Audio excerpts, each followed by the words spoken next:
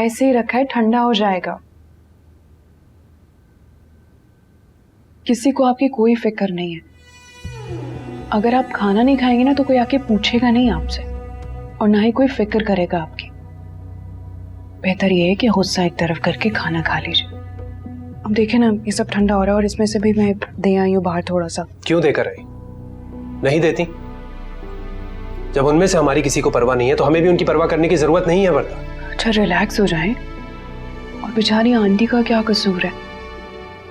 जैसा खुदा कहेगी वो तो वैसे ही करेंगी ना। तो यही तो मसला है।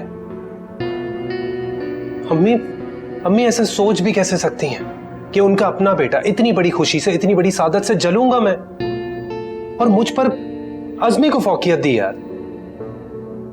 यही बात तो मेरी भी समझ में नहीं आई।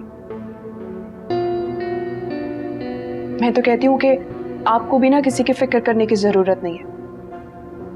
सुबह ऑफिस जाकर छुट्टियां ले लें, फिर हम हनीमून पे चलते हैं। इतने दिनों में आंटी की इद्दत भी खत्म हो जाएगी। तो मैं सिर्फ इसीलिए कह रही हूँ कि जब दूसरे हमारे बारे में नहीं सोच रहे तो हम क्यों किसी का ख्याल करें। नहीं वर्दा, मैं हुदा के मुकाबले पर नहीं खड़ा होना चाहता। उसकी तरह कमजोरी नहीं दिखाऊंगा मैं।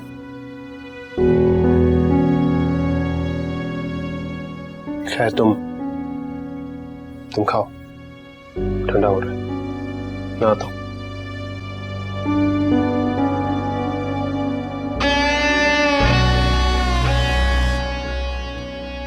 चिकना गधा, गुस्से में, जज्बात में बात हमेशा माँ बहन के फेवर में ही करता है।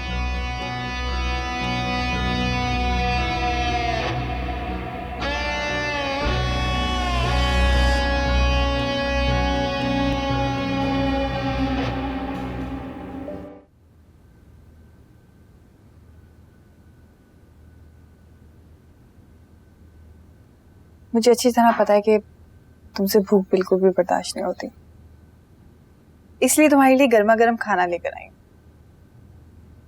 मुझे भूख नहीं है।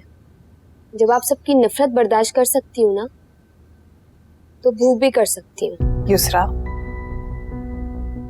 आप ही बच्ची नहीं हूँ मैं।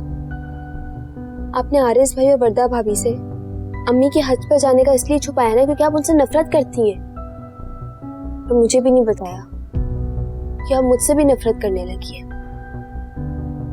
आपको सिर्फ अपने आप से मोहब्बत है, और हाँ, जो आपकी चमचागिरी करे आपको सिर्फ वही अच्छे लगते हैं।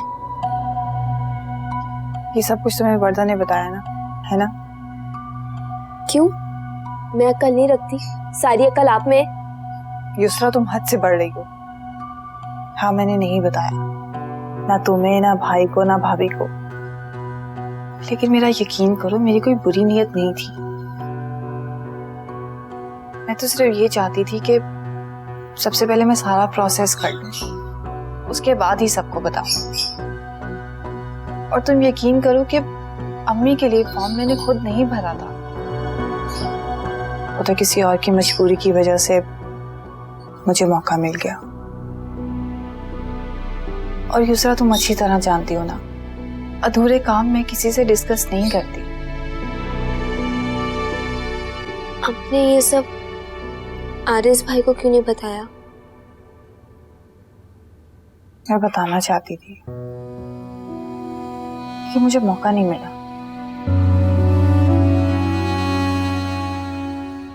आई एम सॉरी आपी। कोई बात नहीं, कम से कम तुम्हें तो अपनों पे एतबार होना चाहिए ना।